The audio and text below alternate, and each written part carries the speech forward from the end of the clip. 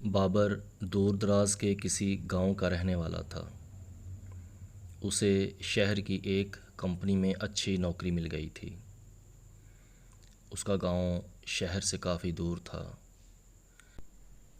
اس لیے وہ روز اپنے گھر نہیں جا سکتا تھا، جبکہ شہر میں رہنے کے لیے کرائے پر کمرہ حاصل کرنا بھی اس کے بس کی بات نہ تھی۔ اس کا مالک رحم دل انسان تھا۔ وہ بابر کی مجبوری کو سمجھ سکتا تھا۔ اس نے اسے دفتر کی سب سے اوپری منزل جو کہ خالی پڑی تھی اس میں قیام کی اجازت دے دی تھی۔ دفتر میں رات کو ڈیوٹی پر ایک چوکیدار بھی تعینات تھا۔ وہ بھی دفتر کی اسی اوپری منزل میں ہی قیام پذیر تھا۔ چند دنوں میں ہی بابر اور چوکیدار کی آپس میں اچھی خاصی دوستی ہو گئی تھی۔ بابر دن بھر دفتری کاموں میں مصروف رہتا۔ چھٹی کے بعد وہ تھوڑی دیر کے لیے باہر گھومنے پھرنے چلا جاتا اور رات کو کھانا کھانے کے بعد اپنے دوست چوکیدار کے پاس جا کر بیٹھ جاتا۔ وہ دیر تک خوش گپیوں میں مصروف رہتے۔ چوکیدار بڑا خوش مزاج اور زندہ دل آدمی تھا۔ وہ بابر کی عزت بھی کرتا تھا اور اس کے چھوٹے موٹے کام بھی کر دیا کرتا تھا۔ وہ بابر کو ہمیشہ بابو جی کہہ کر پکارتا تھا۔ بابر بھی چوکیدار کو اپنا بھائی سمجھتا تھا۔ اس نے کبھی چوکیدار کو یہ باور نہیں کروایا تھا کہ وہ اس کا افسر ہے۔ بابر شادی شدہ تھا اور اس کا ایک بچہ بھی تھا۔ وہ روز رات کچھ دیر کے لیے اپنے گھر فون ضرور کرتا تھا۔ والدین سے خیر خیریت دریافت کرنے کے بعد اپنی بیوی کے ساتھ باتوں میں مگن ہو جاتا۔ دونوں میں نہ جانے کیا کیا باتیں ہوتیں، لیکن چوکیدار بابر کے چہرے کی رونق اور آنکھوں کی شوخی سے فوراً جان جاتا کہ محبت اور عشق کی داستان چل رہی ہے۔ فون بند ہونے کے بعد چوکیدار اکثر بابر سے ہلکے پھلکے انداز سے چھیڑ چھاڑ کرنے لگ جاتا تھا۔ ایک دن بابر کی اپنی بیوی کے ساتھ بات کچھ زیادہ ہی لمبی ہو گئی تھی۔ چوکیدار بابر کا چہرہ پڑھ رہا تھا۔ اسے صاف لگ رہا تھا کہ ہجر اور وصل کی باتیں چل رہی ہیں۔ اس نے بابر کی آنکھوں سے جدائی کا غم بھی ٹپکتے ہوئے دیکھا تھا اور ملاقات کی امید کی چمک بھی اسے نظر آ رہی تھی۔ بابر کو گھر سے شہر آئے تقریباً 1 مہینہ ہونے کو آیا تھا۔ اس 1 مہینے میں چوکیدار نے بابر کو اتنا جذباتی ہوتے ہوئے نہیں دیکھا تھا۔ فون بند کرنے کے بعد بابر نے ایک لمبی سانس لی اور کسی گہری سوچ میں ڈوب گیا۔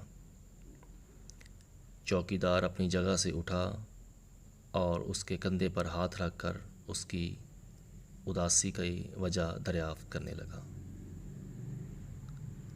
بابر نے بتایا تھا کہ آج اس کی شادی کی تیسری سالگرہ ہے اور اس کی بیوی اسے بہت مس کر رہی ہے۔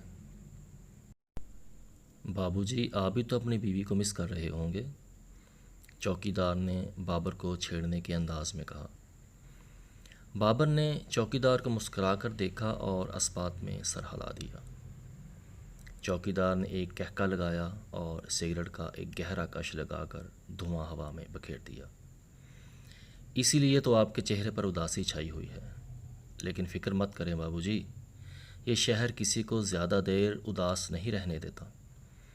چوکیدار نے بابر کی طرف معنی خیز نظروں سے مسکرا کر دیکھتے ہوئے کہا۔ یار بھلا ہم پردیسیوں کا اس شہر سے کیا لینا دینا؟ اچھا بھائی، میں تو جا رہا ہوں سونے کے لیے۔ دیر تک جاگتے رہنے سے صبح وقت پر آنکھ نہیں کھلتی۔ بابر یہ کہتے ہوئے اٹھا اور وہاں سے چلا گیا۔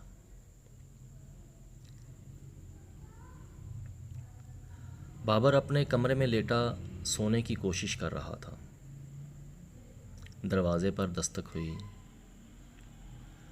آ جاؤ بھائی، دروازہ کھلا ہے، بابر نے تھکی ہوئی آواز میں کہا۔ دھیرے سے دروازہ کھلا اور ایک کم سن اور انتہائی خوبصورت لڑکی اندر داخل ہو گئی۔ بابر ہڑبڑا کر اٹھا اور کمرے کی لائٹ آن کرتے ہوئے بولا، کون ہو تم؟ اور یہاں؟ وہ لڑکی مسکرائی اور مزید آگے بڑھتے ہوئے بولی، ہیپی اینیورسری۔ لڑکی مزید قریب آئی اور بابر کے پاس آ کر بیٹھ گئی۔ بابر خاموش بیٹھا، بڑی حیرت سے اسے دیکھے جا رہا تھا۔ آپ کی اداسی دور کرنے آئی ہوں، لڑکی نے بابر کے ہاتھ کی پشت پر اپنا ہاتھ پھیرتے ہوئے کہا۔ بابر کو ایک کرنٹ سا لگا اور اس نے فوراً اپنا ہاتھ پیچھے ہٹا لیا۔ اسے سمجھ نہیں آ رہی تھی کہ اس کے ساتھ کیا ہو رہا ہے۔ اسے اس بات کا اندازہ تو ہو چکا تھا کہ یہ کام چوکیدار ہی کر سکتا ہے، کیونکہ اسی نے ہی کچھ دیر پہلے اداسی دور کرنے والی بات کی تھی۔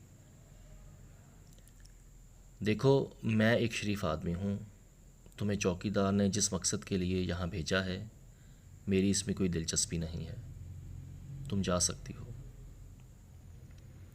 بابر نے قدرے اسپاٹ لہجے میں کہا۔ لڑکی نے اپنے اوپر لپیٹی ہوئی بڑی سی چادر کو ہٹایا اور ایک طرف رکھ دیا۔ اس کی زلفیں کھلی ہوئی تھیں، چہرے پر شرارتی مسکراہٹ اور آنکھوں میں خماری تھی۔ بابر چند لمحوں کے لیے سانس لینا بھول گیا تھا۔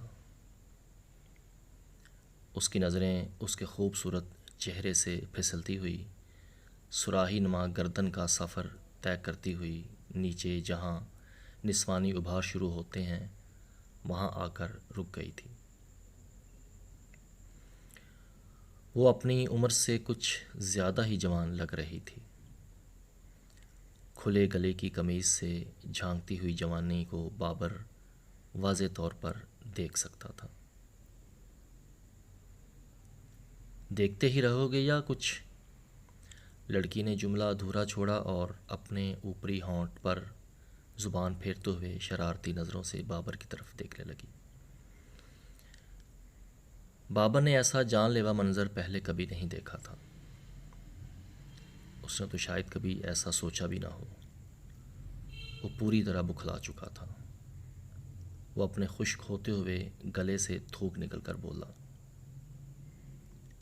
میں تمہیں پہلے ہی کہہ چکا ہوں کہ میری اس کام میں کوئی دلچسپی نہیں ہے، تم میرا اور اپنا وقت ضائع کر رہی ہو۔ ویسے بھی میں شادی شدہ ہوں اور ایک بچے کا باپ ہوں۔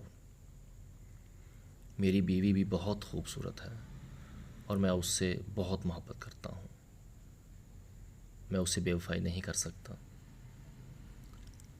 بابر نے دو ٹوک انداز میں کہا تھا۔ بابو جی، ایک بار چکھ کر تو دیکھو، پھر بتانا کون زیادہ نمکین ہے، میں یا آپ کی بیوی؟ یہ کہتے ہوئے لڑکی بابر کے اتنا قریب آ چکی تھی کہ وہ اس کے بدن کی مہک محسوس کرنے لگا تھا۔ بابر نے اپنی آنکھیں موند لی تھیں۔ اس کا دل زور زور سے دھڑک رہا تھا۔ اسے اپنے جسم سے آگ نکلتی ہوئی محسوس ہوئی۔ اسے لگا کہ وہ اس آگ میں جل کر بھسم ہو جائے گا۔ اس نے اپنے ماتھے پر آیا ہوا پسینہ صاف کیا۔ اس سے پہلے کہ اس کا ایمان لذتوں کی بھیڑ چڑھ جاتا، اسے زندگی کے حسین نظاروں سے بہک جانے کا ڈر محسوس ہونے لگا تھا۔ وہ جلدی سے اٹھا اور دروازہ کھول کر لڑکی کو باہر نکل جانے کا حکم دیا۔ لڑکی بابر کی اس حرکت پر ہکا بکا رہ گئی۔ وہ پہلی بار کسی ایسے شخص سے مل رہی تھی جس پر اس کی اداؤں کا جادو نہیں چل رہا تھا۔ وہ اپنی توہین محسوس کر رہی تھی۔ اس نے کبھی سوچا بھی نہیں تھا کہ اس کے جلووں کے آگے کوئی مرد اپنی مردانگی دکھانے کی بجائے اسے یوں نظر انداز کر دے گا۔ اسے اپنے حسن پر بہت مان تھا۔ وہ سمجھتی تھی کہ اس کی قاتل ادائیں مضبوط سے مضبوط آدمی کو بھی گھائل کر سکتی ہیں۔ کسی بھی پتھر کو پگھلا کر موم کر دینا وہ اپنے بائیں ہاتھ کا کام سمجھتی تھی۔